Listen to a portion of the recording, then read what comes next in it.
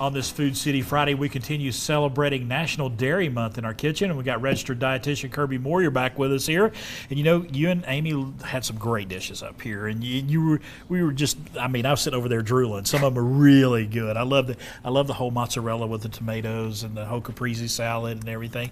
But we're going to talk about from dinner to dessert now. That's right. And I think we mentioned people are not getting enough dairy. Right. So if you can find ways to fit it in. Now, a lot of times when we think about family meal or dinner, probably with cheese being featured, we think about pizza. Right. Yeah, we think about some things that are maybe leaning a little too far on giving us our big dairy. Macaroni and cheese or a big casserole or something like that. That's exactly right. This is actually a take on a summer caprese salad. Okay, very good. And I'm a big fan in the summer months of hot dinners, cold leftovers. Ah, okay. That should be our new theme. We can come and share some of those. This is great to just boil some whole wheat pasta. You pop in some cherry tomatoes, a little bit of spinach, and then some mozzarella pearls. Yes. Mozzarella is actually one of the lowest sodium cheeses available, so it's great if you're going to maybe eat a larger portion in a meal setting because it's not going to give it all that salt. Right. You finish this off with a little bit of balsamic vinaigrette, Ooh, yeah. and then you could do grilled chicken, you could do fish, any type of protein in there. This is fantastic next day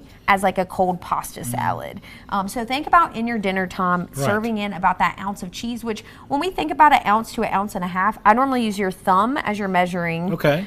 It works pretty well if you think about string cheese, but that's going to be about the serving we're looking for there. So don't forget you can include that in at family meal time, or serving that glass of milk alongside what you're having at dinner as well. And those mozzarella pearls, there are so many things you can do with those. They're So so versatile. convenient. Yep. I mean, they really are when you're making any dish.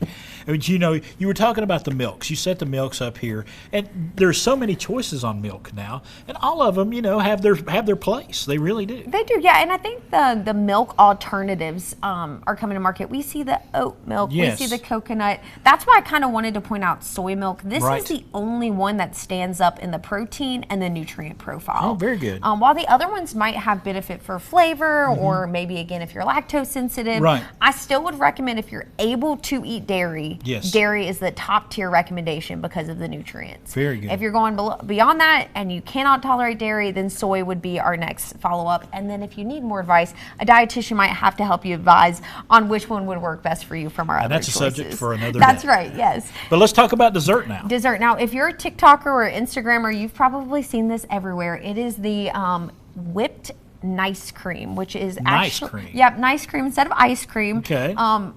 This has been a common theme. I'm not saying never eat ice cream by any means. I'm going to tip this up so we can get a good. It's good gorgeous, shot of right? That. Yeah, it is pretty. All you do is take a low-fat cottage cheese with a frozen berry, and you just blend that in a blender or a food processor. Okay. And then you're going to take that back out. I folded in some crushed graham crackers. You could put dark chocolate chips. Ooh. And then I put in some more fruit, and then you just put it back in the freezer for about 3 hours. Right. It is phenomenal. I don't need extra sweetness, but you could also add maple syrup or honey. Oh, wow. Just to add a little bit of that. Great way to sneak in more dairy because although... And some fruit. That's right, and some fruit. Although ice cream is made from milk, it Yes. typically doesn't have a ton of calcium in it, where this is going to have a good serving of protein. We're going to get calcium. We're going to get vitamin D.